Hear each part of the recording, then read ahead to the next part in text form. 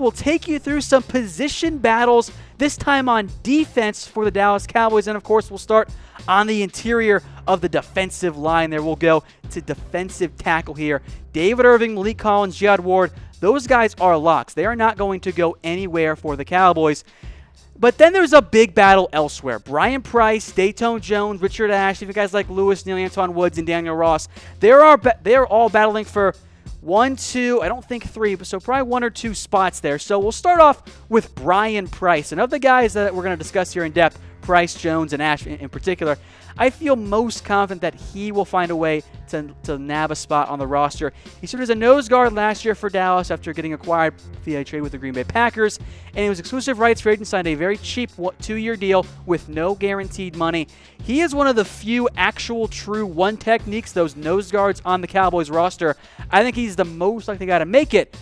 And then the guy I have the most potential, or at least I think has the most potential, is a guy named Dayton Jones, who joined the team late last year, and I thought was actually pretty good in very limited snaps. Now, former first-round pick by the Packers, spent time with the Vikings as well, didn't make that roster, showed some ability late in the year as a DT. Can play some defensive end as well, can play almost every spot on the defensive line, even though he's not quite the true impact guy you want out of a former first-round pick. But I like what he brings. He could be a surprise player to make a bit of an impact with David Irving out with a suspension and Lee Collins also banged up. And then one more guy I want to discuss in depth here is Richard Ash. He actually made some pretty nice plays on film. I noticed him quite a bit when I was going back and watching the Xavier Woods film in particular. I think that's a pretty promising sign for him. But he's a nose guard that offers nothing in the passing game. I think he has to beat out Brian Price, and I don't know if he'll actually be able to pull that off. So depth chart here are my projections. Obviously, David Irving, Malik Collins, Jihad Ward, they're all going to make it. Those are your top 3 guys. I think Brian Price is your next player, and then Dayton Jones secures that last defensive tackle spot. That's 5 guys, though we'll call it 4 since David Irving will be suspended to start the season. Richard Ash, Lewis Neal, Antoine Woods, Daniel Ross, all those guys get cut. So, folks, should the Cowboys add another DT? I think that they absolutely should, because I just don't think there's enough bodies at the DT spot right now. I would love to get a guy like a Jonathan Hankins. I think he'd be a perfect fit for the Cowboys. The Cowboys seem to have very little interest right now, so let me know in the comment section what you think. Defensive end, then, DeMarcus Lawrence. Well, he's a lock, obviously. Tyrone Crawford, he's locked up as well. Charlton, Armstrong, those guys aren't getting cut. So those are your 4. We'll call them locks if they keep Tyrone Crawford. That leaves, and does it actually have any spots? Because if Randy Gregory comes back, that's 5 defensive ends. And this is where the David Irving suspension, I think, really impacts the roster. Charles Tapper, Coney Lee might not have made it. Now maybe there's spot for one of those players to make the 53-man roster, at least until David Irving comes back from his suspension. So we'll start with Charles Tapper, a former 4th-round pick out of Oklahoma, taken before Dak Prescott was selected, has hardly played in the NFL. Tapper has played just 2 games because of injuries, had a concussion during OTAs. Now, how you suffer one of those in OTAs, I'm not really sure, but he did come back. The flashes have been there, but Tapper has to actually stay healthy. And, by the way, he could be a potential trade candidate for the Cowboys if Coney Ely is as good as the Cowboys think he can be. Now, don't worry too much about the stats from last year. He was miscast in the Jets' defensive scheme, but he can play defensive end and defensive tackle. And with David Irving suspended, I think that's a big thing. We know how much the Cowboys love their positional flex. Well, Coney Ely offers that flex as a DT and defensive end. I think that's why Ely, at least as of right now, would be the front runner in my eyes to make the roster over Charles Tapper. So let me know, folks, with that reaction poll. Give me a heart for a like for Tapper, or heart for Tapper, excuse me, a like for Coney Ely, a laughy face for both, and a wow face for neither. I think one of them makes it. I also think that, of course, Randy Gregory makes the roster, so you carry 6 defensive ends. Obviously, Tank and Crawford are your starters. Taco, Armstrong, and Gregory are kind of your key backups there. Those are your top 5 guys. If Gregory's reinstated, those guys are locks. And then you have Coney Ely. I think that he makes the roster as a backup. Tapper I'll put on the roster bubble for now. He could also be a trade candidate. Keep an eye on that one for Tapper there. If not, I think he ends up getting cut. Maybe Dallas tries to sneak him onto the practice squad as well. Folks, today's show is brought to you by The Guild. Visit stayguild.com for 15% off your next stay. Kind of like a luxury Airbnb. Use that promo code CHATSPORTS and you'll get 15% off when you visit Austin, Dallas, and a whole bunch of other cities when you stay with the Guild. Let's move now to the linebacker spot, and yeah, it was a bit of a battle, I guess, for that last spot, but I am more focused on the nickel linebacker role. Now, obviously, Jaylon Smith is going to make the roster, same with Vander Esch, but my question is, when the Cowboys move to a 2-linebacker set, who is on the field? Is it Jaylon Smith? Is it Leighton Vander Esch? So we'll start here with Jaylon Smith, and I really like what he brings to the roster in terms of being not just a linebacker. He can come off the edge and blitz a little bit as well. He's got some edge rushing ability. He's got some coverage ability as well. So Jaylon brings you maybe a little bit more as of right now than Leighton Vander Esch does. He was much better down the stretch last year and can serve as a Sam linebacker in the base packages, can blitz some as almost an extra edge rusher if the Cowboys want to get creative on third downs as well.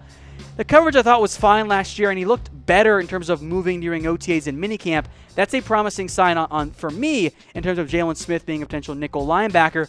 But the Cowboys did spend a first-round pick on Leighton Vander Esch. Now, I think as of right now, he is behind Jaylon Smith, even behind a guy like Joe Thomas right now, or Justin March-Lillard, because he missed minicamp and a good portion of OTAs with an ankle injury.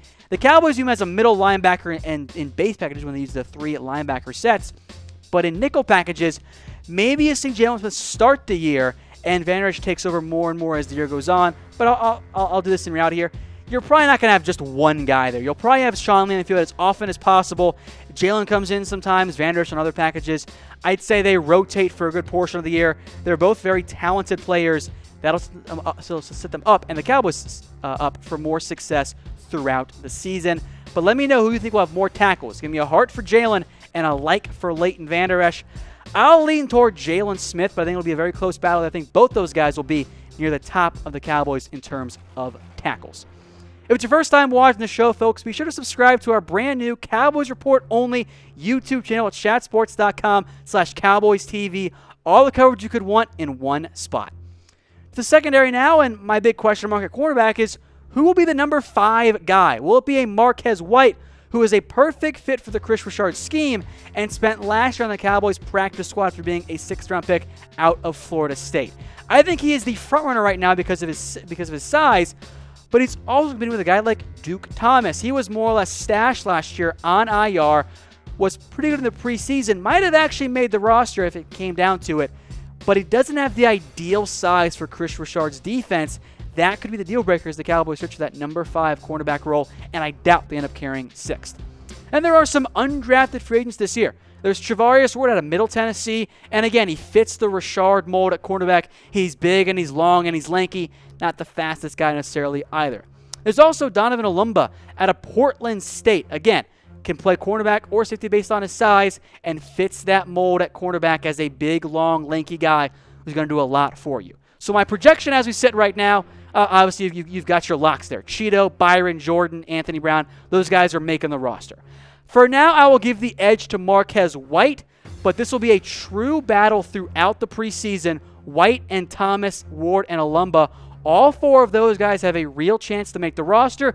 As for Cam Kelly, well, he's been moved back to safety, so he does not count. So, folks, let me know who you think will be the Cowboys' number 5 cornerback this year. Give me a heart for Marquez White, a like for Duke Thomas, a laughing face for Xavier Woods, and a wow face for Donovan Olumba.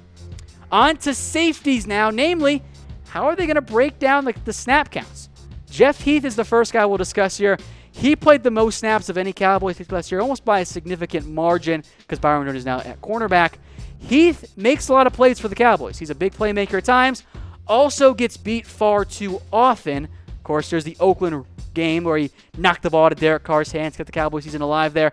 Heath, I think, as the Cowboys sit right now, is the guy that they trust the most. He is their number 1 safety, even though I know some of you guys don't feel the same way.